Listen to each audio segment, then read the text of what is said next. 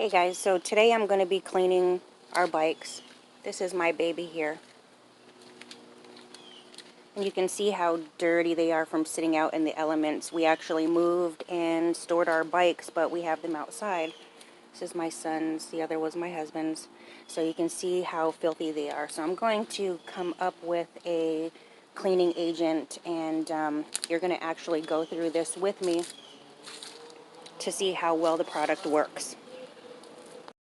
Today I'm going to use 4 main products: lemon juice, cleaning vinegar, baking soda. You can also use regular vinegar from home, your white distilled vinegar, baking soda, and you're going to want to use a shampoo. Please do not use dish soap on any vehicles, motorcycles, any kind of paint materials.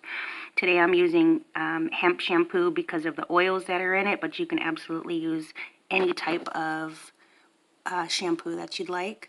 First things first, you're going to want to definitely rinse off your bike. Maybe hit a rag to it. In my case, my poor juicy fruit girl, my TLR 1000, I'm actually going to take some soap to it and just give it a pre-rinse. If your bike has been sitting out in the elements and looks completely horrible like this, you'll want to do the same. So in this, I am going to add 1 cup of the shampoo, a ½ cup of lemon juice, 1½ cup cleaning vinegar, and 2 cups of baking soda. Now guys, I'm not giving you the exact recipe. Depending on your vehicle, you can adjust the levels of the ingredients. In my case, I'm using more baking soda because it's an exfoliating, gentle cleanser that I need for my bike. But adjust as necessary. You can make a small batch. This one actually, I'm trying to make enough to get the 3 bikes washed. But so this is just basic ingredients for you to use, and you can come up with your own formula that works for your vehicle. Start scrubbing. I'm going to focus on my TLR today. 1, because she's mine, and 2, she looks the roughest, poor girl. Oh yeah, that looks good. It smells awesome also. My poor girl's been sitting because we came from Connecticut, which we came during the winter, so they were stored outside, unfortunately, in the elements. We didn't have anywhere to actually store them. And then we moved to Florida. And anyone that knows about the TLR 1000s know that these bikes get super hot.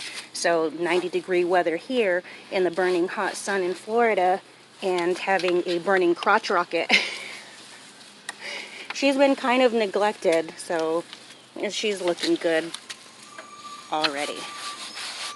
Alright guys, I say that this cleaning solution was absolutely amazing. I'm not going to be doing the rims because bike riders know that's a whole total different ballpark there, and it takes a lot of time. So I'm super happy with how clean that got my bike. So if anybody can share, if you have any DIYs for oxidation, please let me know. This was definitely difficult, and this needs actually some work. I like to stay chemical free, so some people are like, how come you don't just buy a cleaner? Well, obviously there's a reason. I try to stay away from chemicals as much as possible. But if anybody has an idea of how I can get rid of this oxidation, I would truly, truly appreciate it.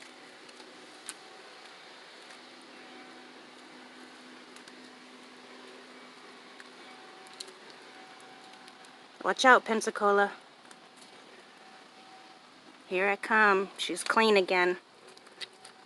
Maybe I'll do a video later on cleaning the rims, but I'm a real estate agent here in Pensacola, and figured I'd get the bikes washed before I actually run out and get all partied up for my community.